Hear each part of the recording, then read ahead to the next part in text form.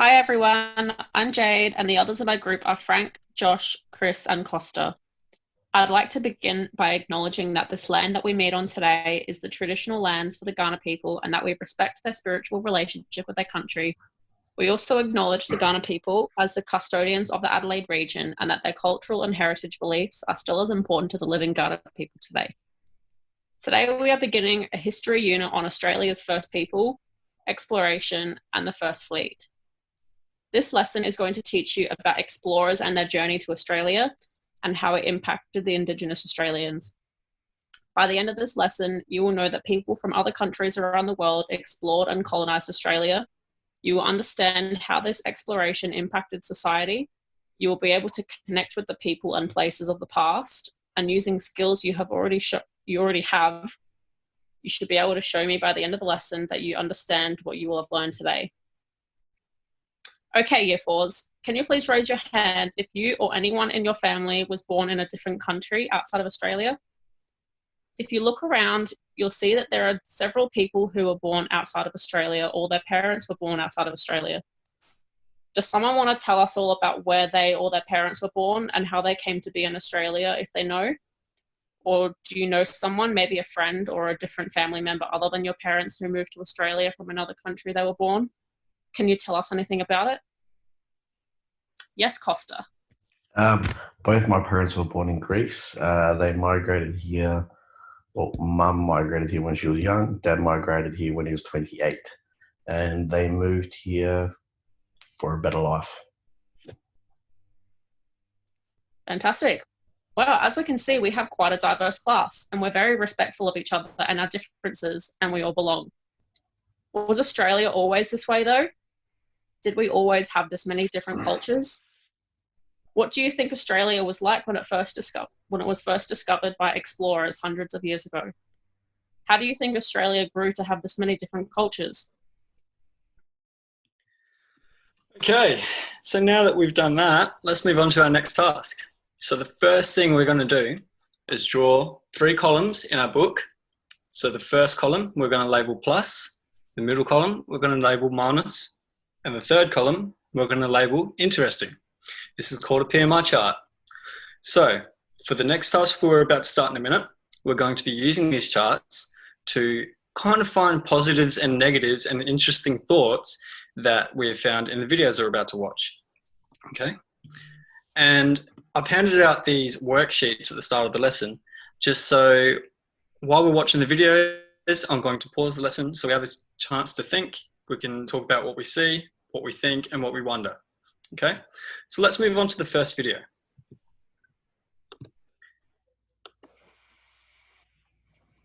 1768.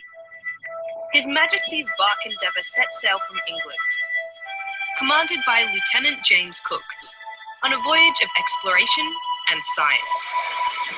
It was a journey that led to the first sighting of the southeast coast of Australia by the British, which ultimately altered the course of Australian history forever. This is how Australia once looked to Europeans. The arrival of the British ship Endeavour on the east coast of Australia in 1770 helped to complete this map.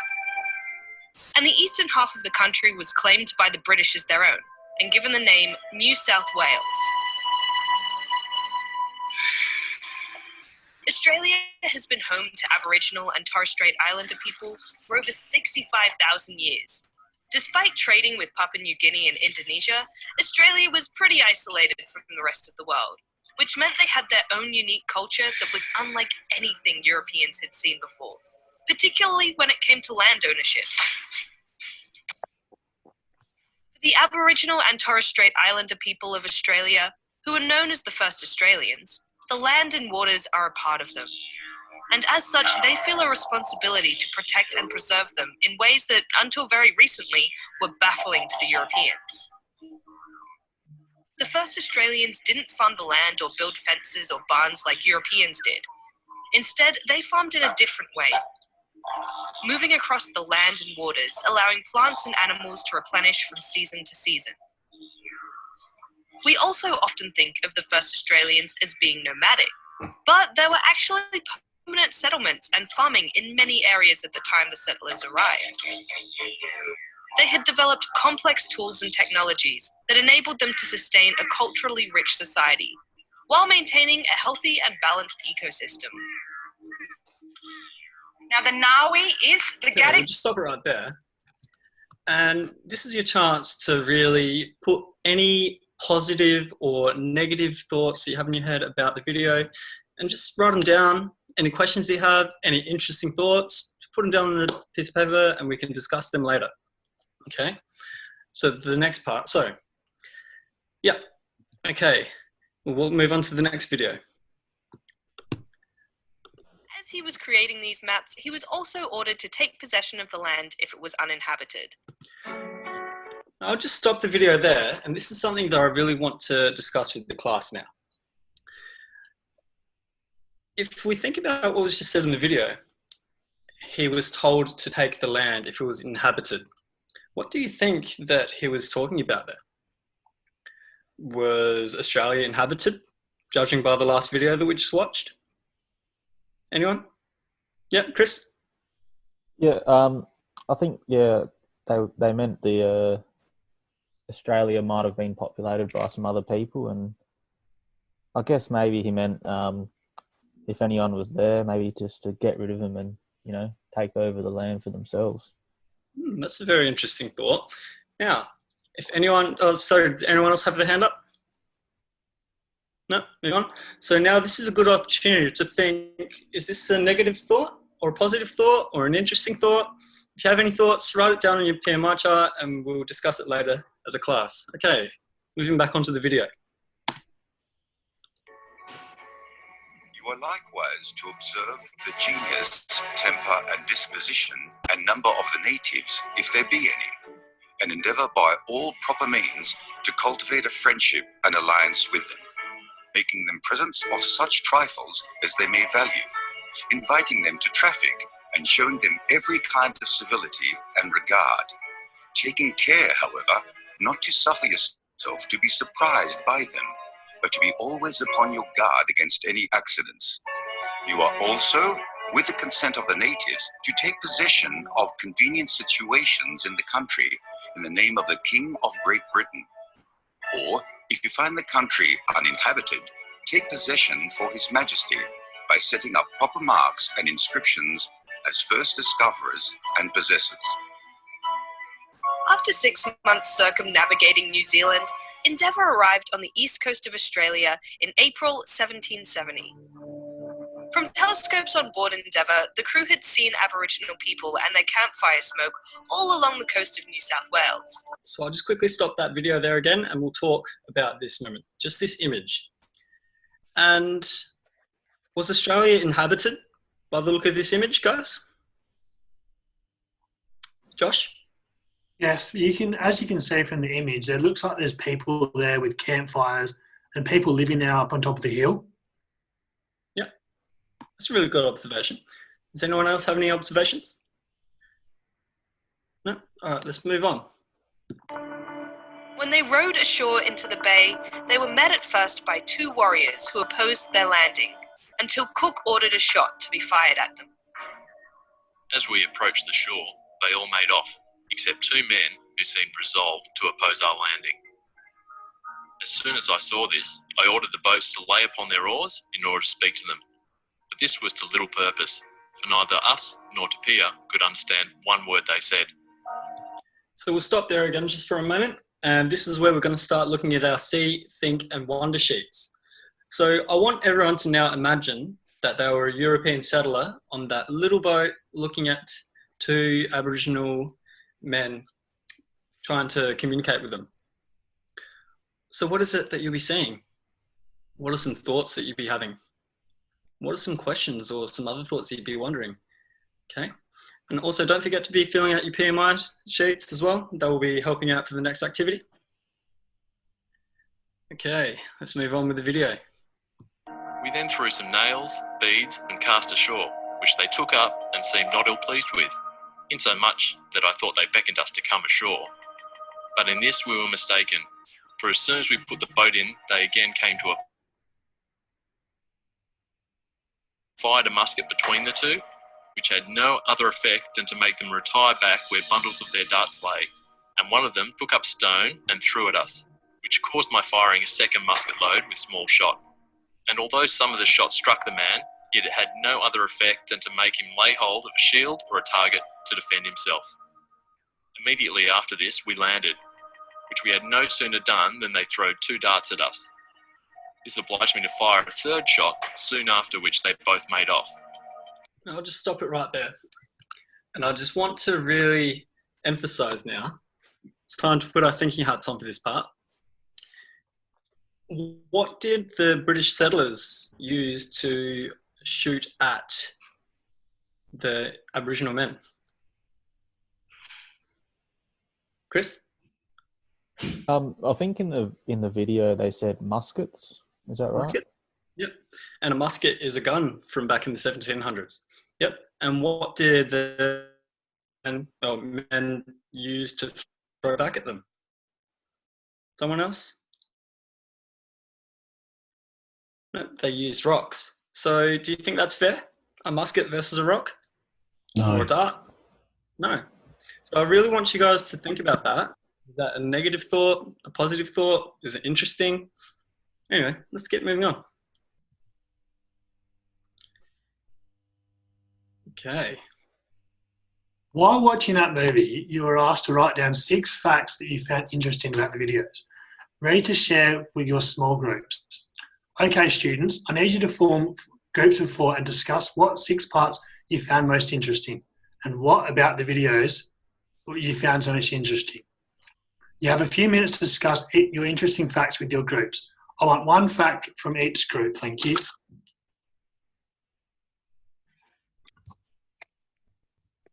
All right, guys, does anybody have an interesting thought? I do. Yeah, Jade?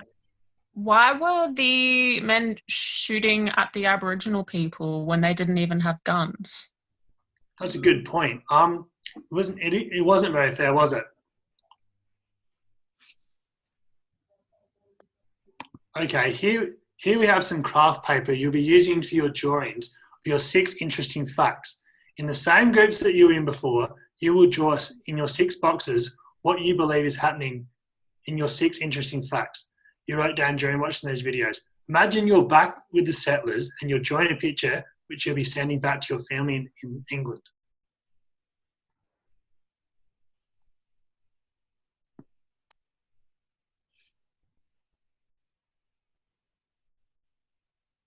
Hang on a sec. Oh, hold on.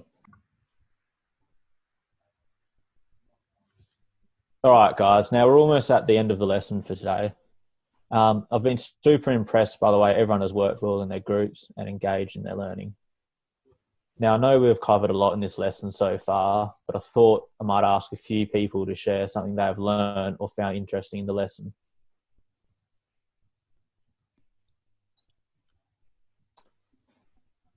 All right. So, thanks for sharing, guys. Before we pack up for the day, I'm going to show you one last video, and then I'm going to ask you a few questions. When James Cook claimed possession of the east coast of Australia in the name of the British King, he did so under the principle of terra nullius. That is, it was claimed that Australia was not owned by anyone. This view of Australia ignored the fact that the first Australians had already been living here for thousands of years.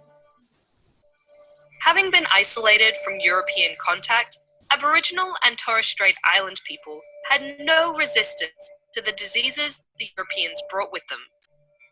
In 1788, when the first Europeans arrived in Sydney, no diseases were transferred in that first 12 months. But in April 1789, smallpox occurred in the Aboriginal population, not in the European population. Historians have debated why and how that might have happened. And some people believe it was intentional, but we're not sure. But essentially, people believe that perhaps at least 50%, if not 80 or even 90% of the Aboriginal people around Sydney Harbour were killed by smallpox in a 2-month period in 1789. There were accounts of many dead bodies lying all around Sydney Harbour. dying from smallpox. The effect and the disruption to Aboriginal society in Sydney was massive. Other diseases introduced by Europeans, including influenza and syphilis, would go on to decimate. All right, thank you again for showing your listening skills, guys. Now that we've gotten to the end of that video, I'd just like to ask you guys a few questions. Now, if you feel brave, you can have a crack at answering them.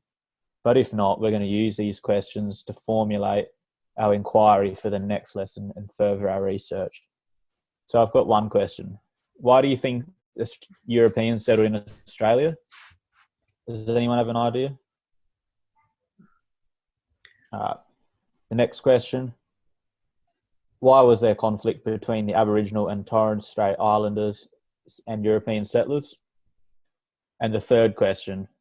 What were some of the short-term effects and some of the longer-term effects of the European settlers? Now, does anyone have any questions or answers for any of this discussion?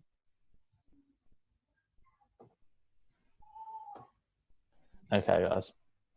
Now the next part, I'd just like for everyone to have a think for maybe a minute or two and just talk to your partner about what further questions you might have or what questions you might have about today's lesson. And as you bring up these questions and tell everyone in the class what you're thinking, I'm going to write these questions on the board. And again, we'll use these questions to further our inquiry on this topic.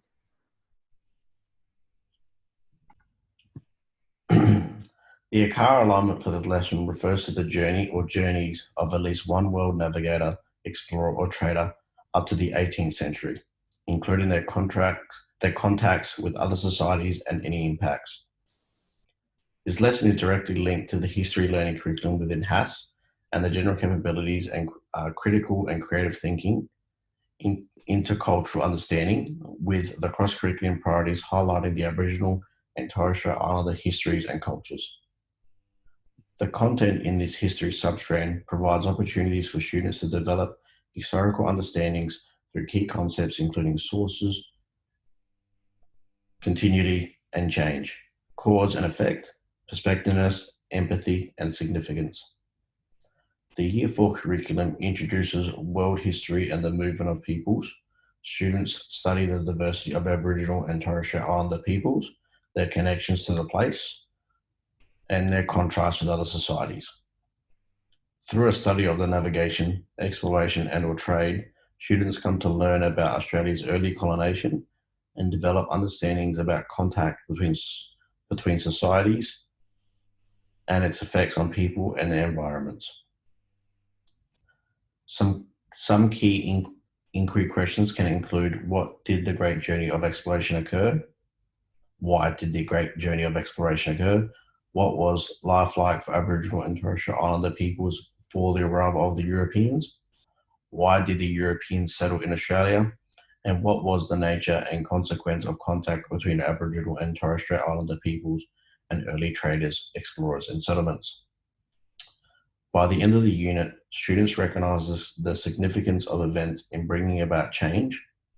They explain how and why life changed in the past and identify aspects of the past that have remained in the same. They describe the experience of an individual or group in the past, and students sequence information about events and the lives of individuals in a chronological order with reference to key dates. They develop questions about the past and locate, collect, and sort information from different sources to answer these questions. They analyze sources to detect points of view, and students develop and present texts including narratives, recounts, by using historical terms. So for this lesson, we had a pre-assessment task, which was a mini class survey. We talked about diversity in the classroom and Australia and created a class discussion on that. So it was in the aim to grab interest and engage students and also help us gather an understanding of student knowledge in the topic. So we had a formative assessment. That was where we did 6 illustrations to show understanding of the content on a craft paper. That was for the exploration task, and each student were to write 6 interesting facts that they've learned throughout the lesson.